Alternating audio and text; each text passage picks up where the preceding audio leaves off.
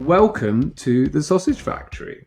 So this is our regular look at the world of content marketing. We're going to be celebrating the good and shining a light on the what could be better, with the single aim of encouraging the world to make better content.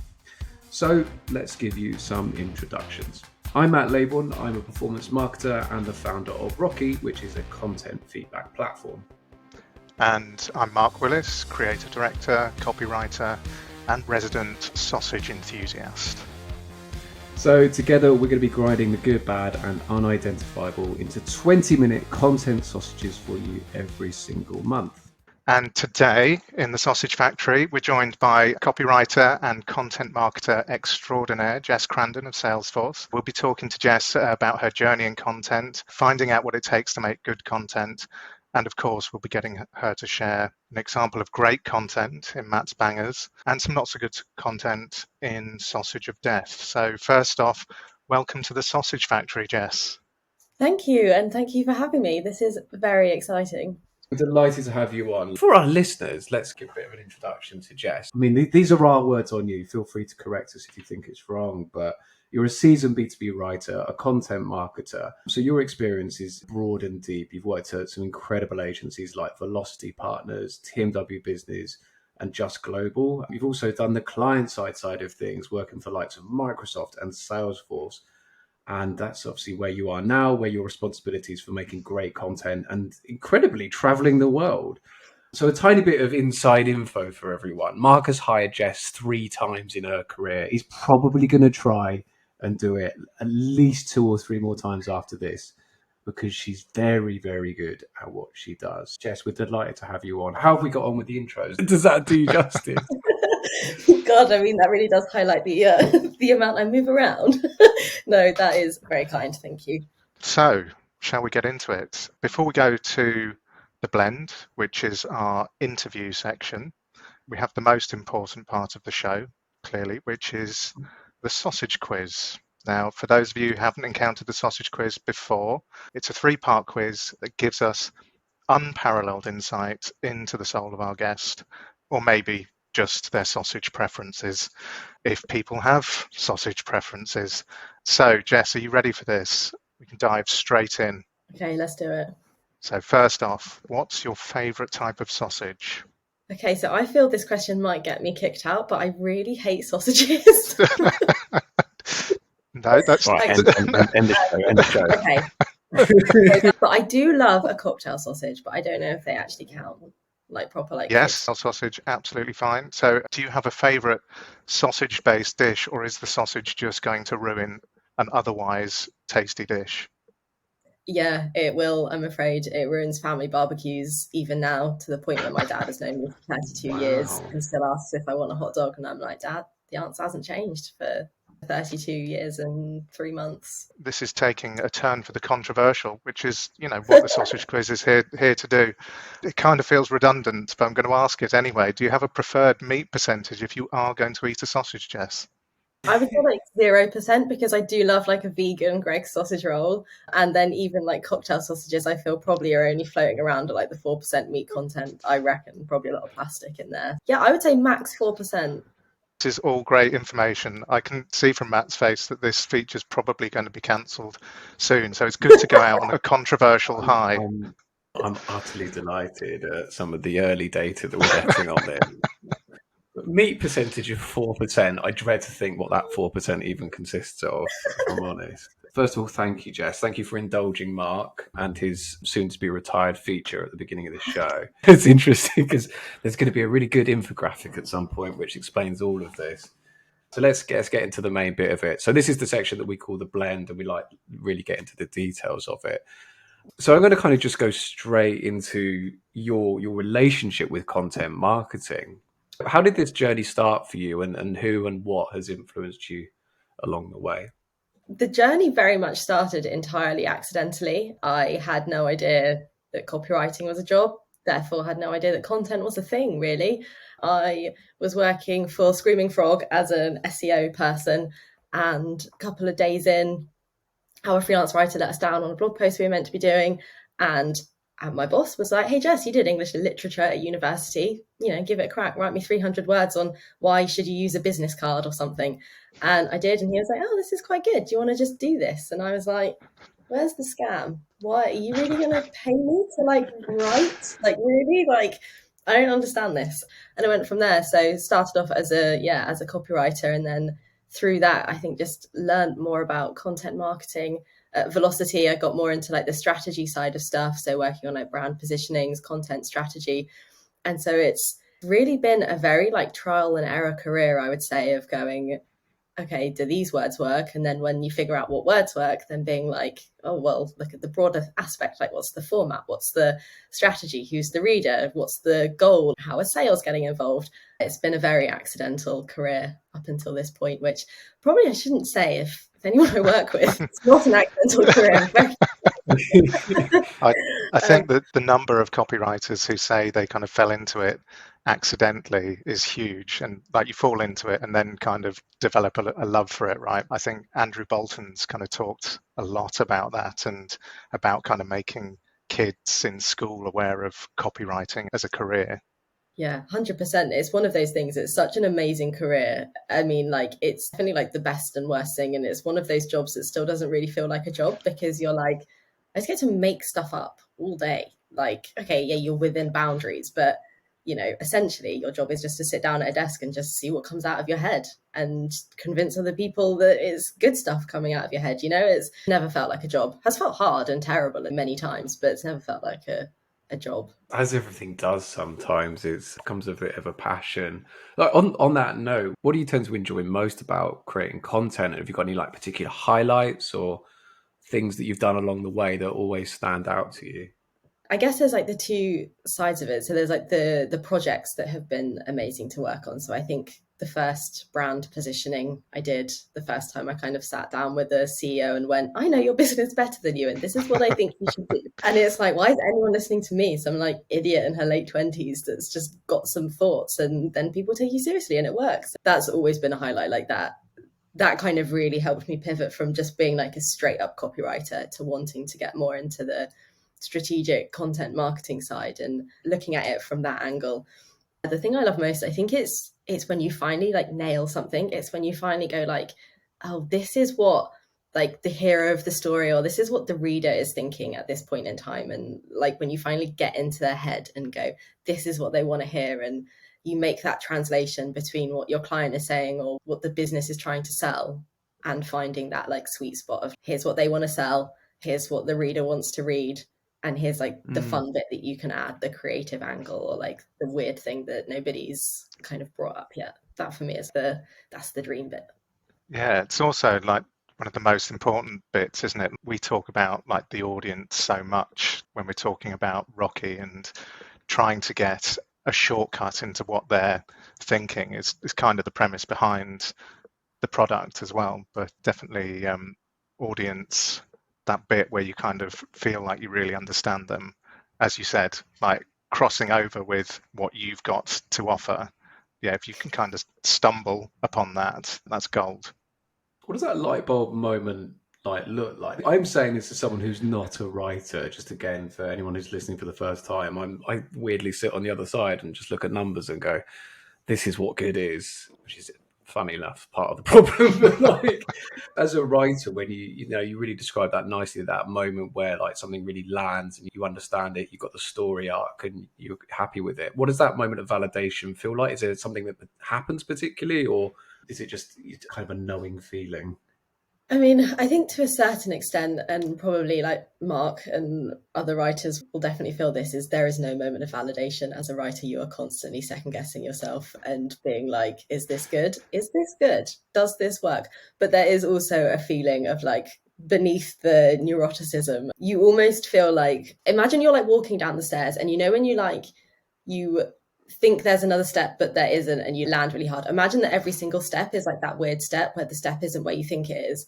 I think that moment of when you finally nail it is the step is where you think the step is, as you're going through the process in your head, and where the thoughts kind of clunk into each other before there'd be oh god, there's not a step, there's not a thought. And then finally when it does all come together, you're hey, this thought goes from one step to the next and I haven't fallen over, or missed a step. Does that analogy work? I think that's a really weird, confusing analogy, but it's this kind of like when you can read through a piece and you're like, the next sentence is exactly what it should be after the sentence before it. That's when it kind of feels like there's no gaps here. That makes complete sense. Almost that kind of fluency you develop, like you kind of, in the mindset of the audience and how to persuade them rather than kind of constantly fumbling for it. And it kind of feels easier then as well, doesn't it? Yeah, that's it. And I have like a couple of people that I keep in my head, and especially being at Salesforce, I have a lot of people who use Salesforce. I know, like, it's the first thing someone will say to you if you say you work at Salesforce. I'll be like, I use it, or I have used it, and they'll tell you everything that they love or don't love about it. And I have a couple of those people in my head. So when I'm writing something or briefing something in or reviewing a piece, it's like, could I read this or could I play this to one of those people? And they're going to go, oh, yeah, this makes sense. Or are they going to turn around and be like, oh, marketing? So it's that. Does this stand up to the people who I know will have an opinion on it? Do you know what? That reminds me of a conversation we had quite a while ago around what feedback looks like for you in terms of like your internal process. I might be misquoting you, but like obviously you have to speak to different product managers, you have to speak to sales teams to understand particular features, functionality, what the types of things, the problems that the clients are saying to sales as well. What does that process look like? Just to share your top tips, as it might be, to try and get that right level of input without misdirecting from how you want to tell the story.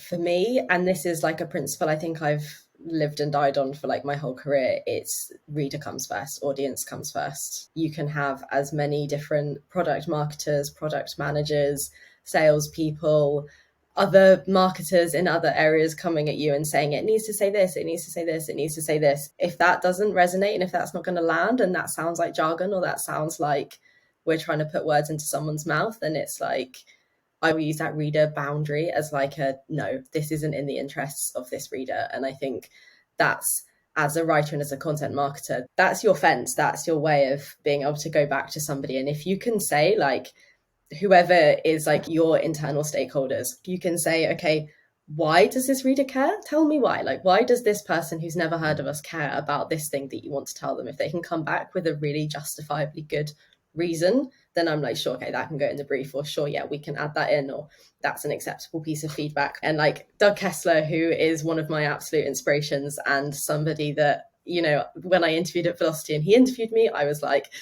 starstruck. It was ridiculous. So his piece about stakeholder management it's just so true. And I think one of the biggest responsibilities as a content marketer and as a writer, but more so as a content marketer, especially in-house, is you can have those battles and like you can have those conversations with internal stakeholders, and that shouldn't be reflected in your work, like in the final piece. And I think going into it with a reader first mentality above all else, above brand to an extent, like I really hope I don't get fired, but that customer first thing has to come through. Like it's got to be the number one. If the reader doesn't care, it's not going in. Yeah, absolutely. It's interesting you mentioned Doug there, and we probably have similar feelings about Doug, although I haven't met him in person. But Doug, if you want to come to the sausage factory, you're always welcome. It was one of his articles that we talked about loads when in the early stages of Rocky, and it was the one probably everybody knows, which is the deluge of crap in content marketing, and just the proliferation of content that is only really self-serving, doesn't offer any value to the reader. So without trying to lead you at all, bearing in mind that I think Doug's article is about 10 years old now, where do you see content marketing at the moment? I know that's a ridiculously broad question. It feels like such a cop-out answer because I think every year since ever you could say this, but like we are on the precipice between great and terrible. With ChatGPT, and like you only have to go on LinkedIn for like 7.5 seconds to see a copywriter, either decrying how a ChatGPT will never take their jobs versus a copywriter being like, hey, we need to upskill in other areas because ChatGPT is going to take our jobs. I think that gulf between the companies who get it, and the companies who don't will just get bigger. You will have companies and you will have brands who go, hey, I can do copywriting and content marketing for like 0 cost, because I can just get ChatGPT to write it and it's going to be shit and it's going to sound terrible and nobody's going to care and it's just going to sound like a bland robot has written your copy.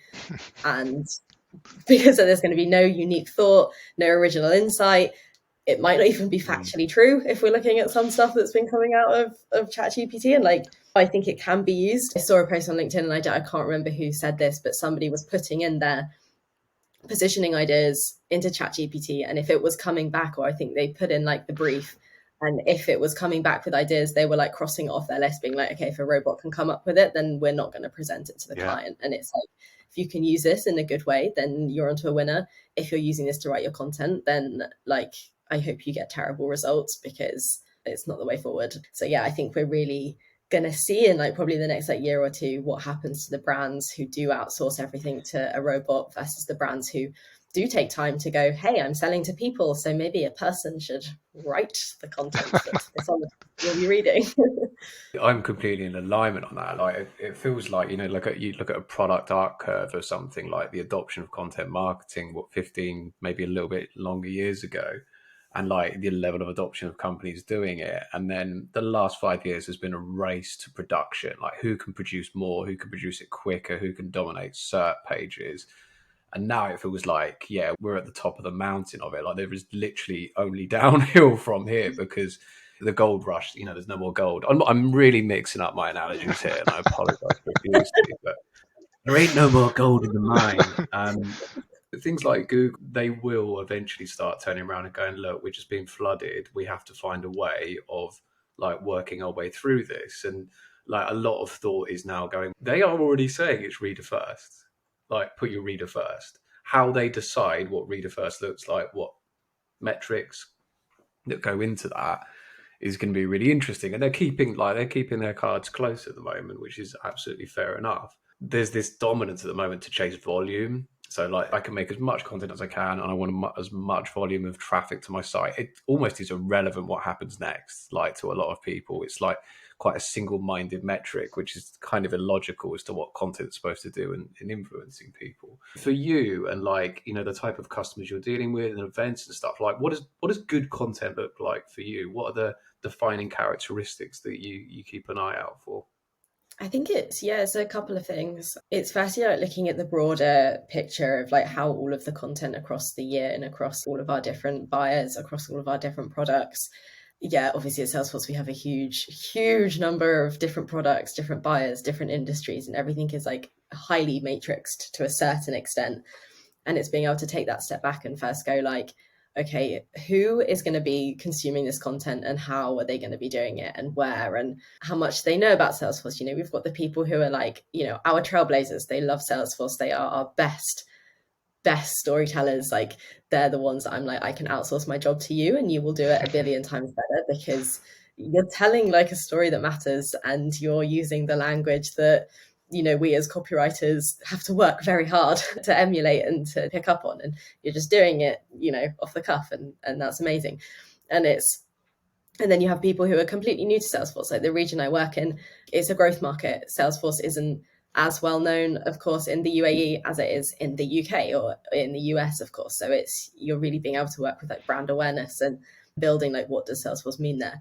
And so it's like looking at it from like a very, okay, how is someone going to do this? Is it going to be at an event? In which case we have to make sure that the content is helpful for somebody who wants to come and learn how to, improve their marketing or like level up their service game. But then it's also got to be able to introduce Salesforce in a way that isn't going to bore somebody if they know Salesforce really well. But outside of that, good content for me, it's got to fit the purpose. Why are you creating like a 25-page ebook for like an awareness campaign if somebody's never heard of you and they really dedicate that much time to sitting through and reading that much from you? But if you're at the consideration end, 25-page ebook, it's probably going to be great because you can get into all that detail. So it's understanding the format and the purpose above all else. And that's before you even get into like how well it reads and how unique it is and all that. It's definitely taking that big step back and really analyzing like, why am I doing this? What's the point of it? And it's really being like super self-critical. Is it a vanity piece? Is it because you've got some budget and you want to do something cool? But it's who is your audience? How do they want to read this? How well do they know you? and what do you want out of it? And if you can tick those boxes, or if you've got an answer to all of those questions, then you've got a good piece of content. As we kind of alluded to earlier on, there's so much not so good content out there as well.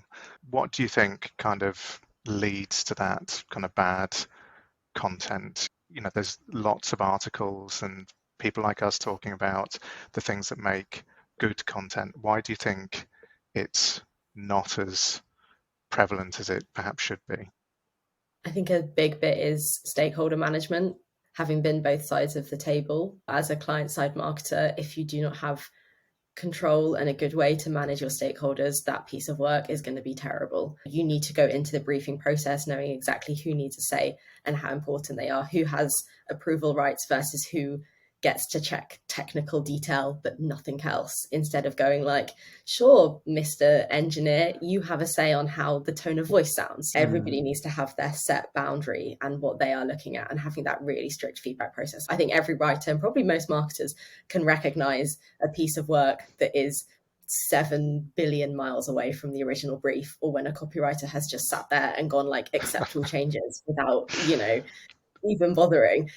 And so I think first thing is get that stakeholder management under control, understand who you really have to please and who you can kind of like take the advice of, but push back against. Choose the battles that you can win and lose the ones in order to win the war at the end. I think as a writer especially, I would have really petty battles with clients over nothing.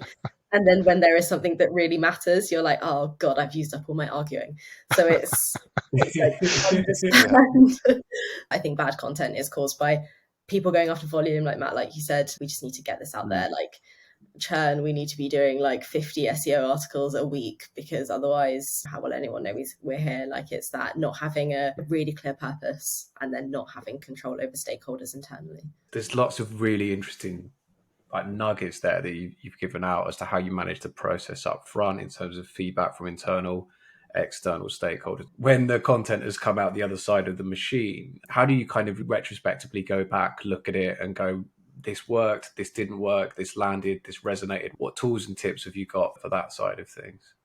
I think as a writer, it's being really close to like your performance marketing team and making sure there's that open feedback loop, and being able to say every writer is given a brief and it's like, give us 6 subject line options to test with, but very rarely do you get the results back of those subject lines. And I think internally as an agency or as a freelancer, if you can start building a bank and start going like, okay, well, I know that the subject line with a question in has worked on like 15 different pieces of work versus the subject line without a question or something. It's like if you're working with a separate Dem Gen team or somebody who's looking after your metrics, make sure you're so tightly aligned to them so they can tell you this worked, like this with a graphic worked, this whatever, really knowing that. And then I think what you guys are doing with Rocky is actually game changing, and having the audience actually turn around and say, hey, this really helped, or hey, this was really terrible, or this really missed the mark, or like, why didn't you bring this in? And then of course there's the qualitative feedback from sales. I think that's always really helpful.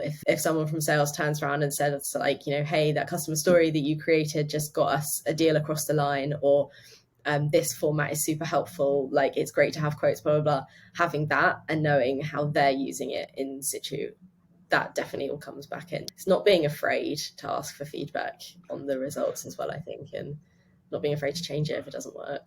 I think that's a really important point, actually, is that something when Matt first told me about Rocky, you kind of go, as a writer, you go, oh, great, people give me feedback on my work. And then you go, oh, shit, more people are going to give me feedback on my work. It's something like that, kind of embracing that kind of mentality of like accepting, actually, even if somebody does tell me that this thing doesn't work, that's a good thing, because then I can fix it and put out something that does work, which then becomes quite liberating as well, when you kind of almost that kind of fail fast kind of mentality that you have in dev and things like that, and applying that to writing. It's how I got past my fear of the book anyway. Keep reassuring myself with that sentiment. I really love that last point you had there as well about getting sales feedback. That gets overlooked so often, because that's kind of almost the ultimate validation in 2 respects. One of which is if the client's saying, do you know what, I really liked that piece of content, that means you're answering the problem that they had. That's the reason they got in touch. That's huge. So that's a huge form of validation. And the fact that it's also bottom of funnel, it's helping convert into opportunities. That's kind of the job that we're supposed to be doing, not just creating likes, not just creating traffic through to a website that doesn't go anywhere.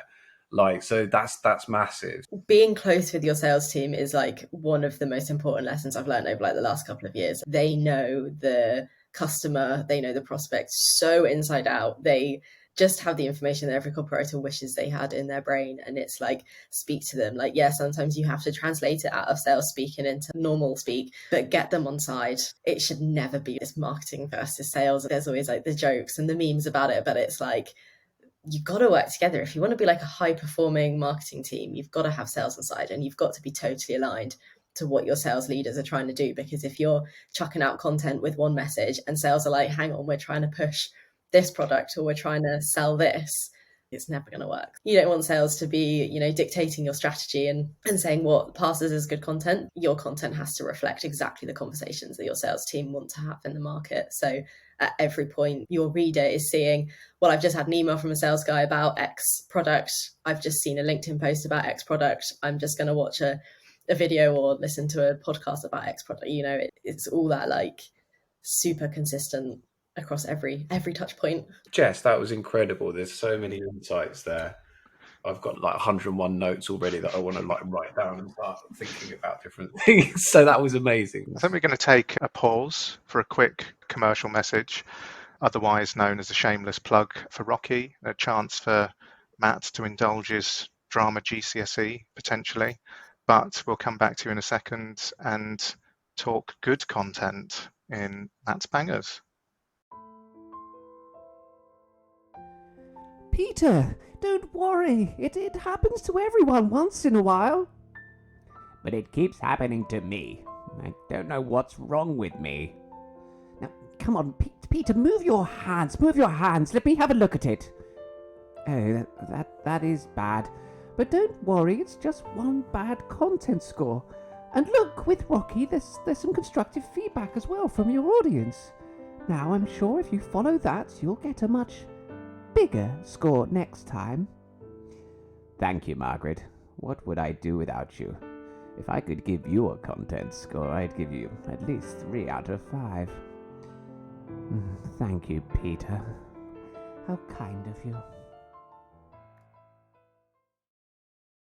Now, wasn't that nice? I hope you all enjoyed that little advert. And again, if you have your own ideas for little ads or you want to contribute a little ad for us as well, do get in touch. Contact details at the end of the show. Now, to wrap things up, we're going to go through Matt's Bangers. That's the section of the show where we showcase a piece of content that we love. And this week, Jess, it's over to you. What are one of your favorite pieces of content and why did it work so well? Okay, so this piece of content I first came across about 2, 3, 4 years ago, I reckon. 4 years ago, pre-pandemic, which feels like, a lot longer.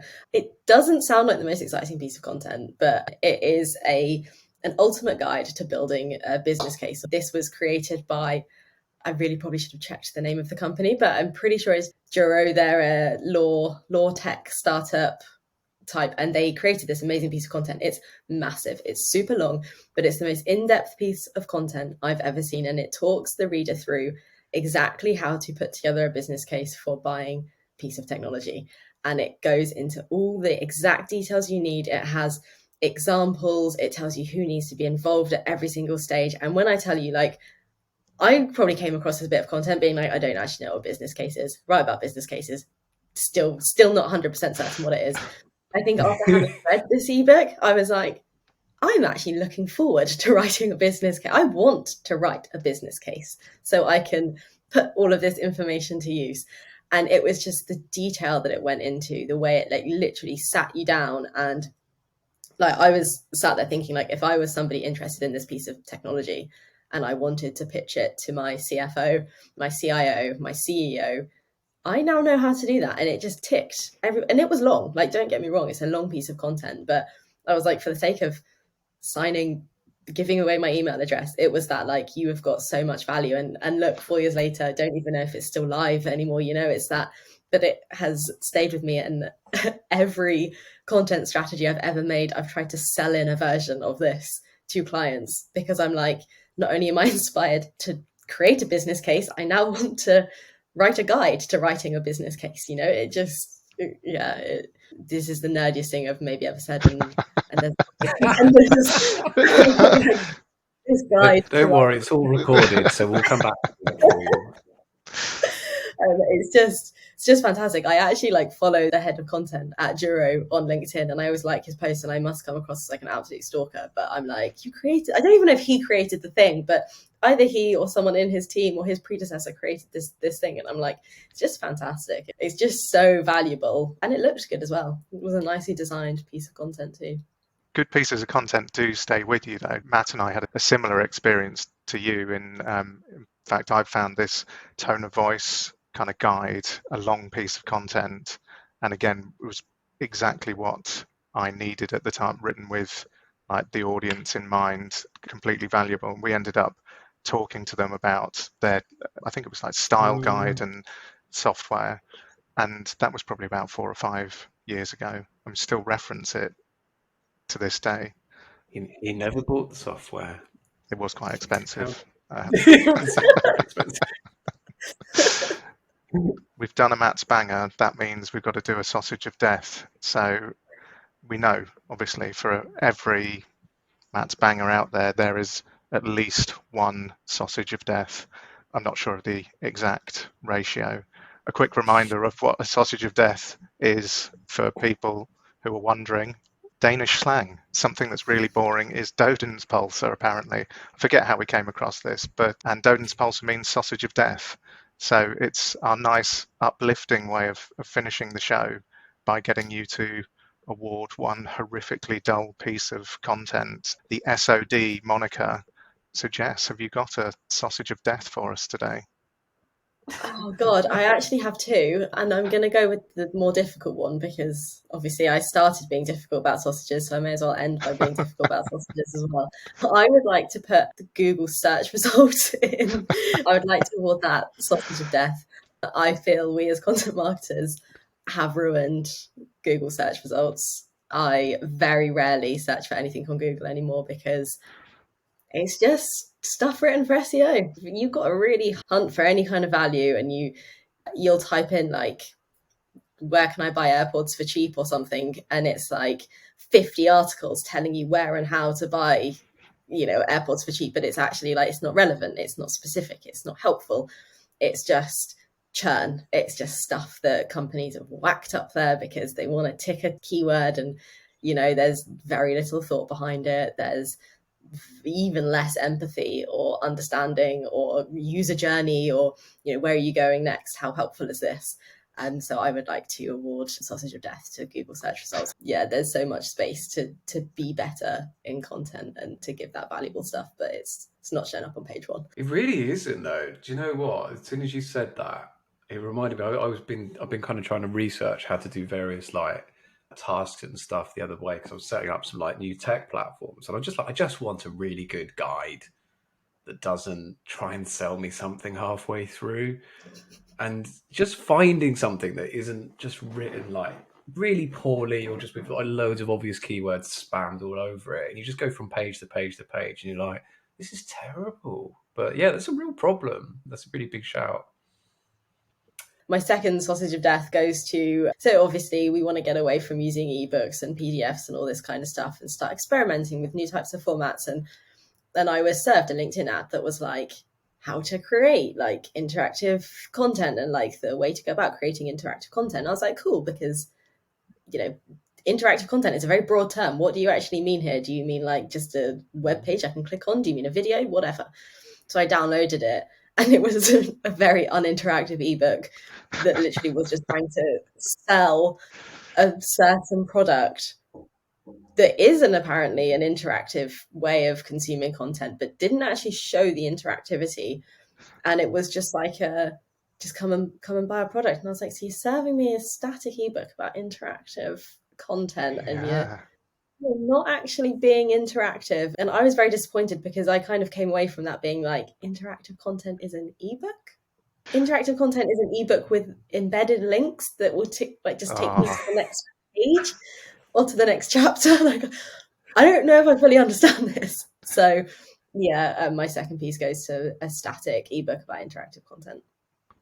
Two very worthy sausages of death there, I think. I'd love to have been in the strategy team when they did their whole planning, their messaging, personas. What format should we deliver this in? It's ebook somehow won. I love that. So let's wrap things up. First of all, a huge thank you, Jess, for joining us. Again, lots of incredible insights. It's been super valuable. I hope you've had a lovely time. Thank you for having me on and for letting me just kind of monologue about good and bad things in content. And hopefully none of us get sued by Google if you don't edit that bit out. We can only pray. Let's wrap this sausage up. Let's get it packed up and get it back onto the shelf. So in future shows, we're going to be continuing to dissect what truly great content looks like with a number of guest experts just like Jess. If you want to get in touch, we'd love to hear from you. So if you have contributions to Matt's Bangers or conversely, the sausage of death, please do send them over. As always, don't forget to give us your feedback. You can find us on Twitter at Rocky_IO. Find us on LinkedIn by searching up Rocky or come through to our website, which is at rocky.io. Until then, that is all from the Sausage Factory. Thank you so much again to Jess for being on the show. Thank you for listening. As always, don't forget to give us your feedback.